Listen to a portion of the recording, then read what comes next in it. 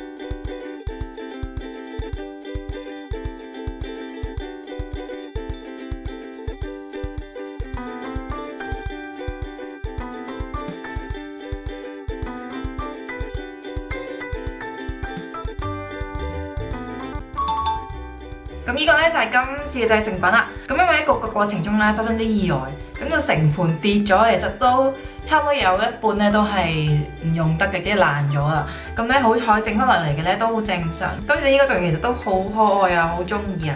咁我就揀一粒嚟試下先，咁我就試下啦。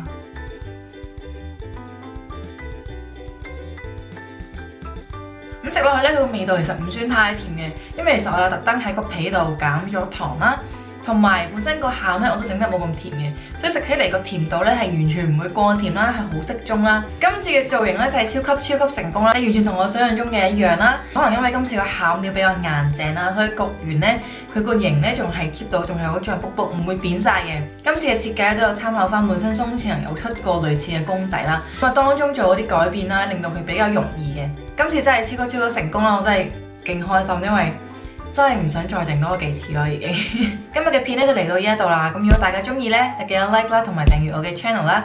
如果你咩想我整咧，都可以留言話俾我聽嘅。對我純粹嘅興趣咧，就可以 follow 翻我 Facebook 同埋 Instagram 啦。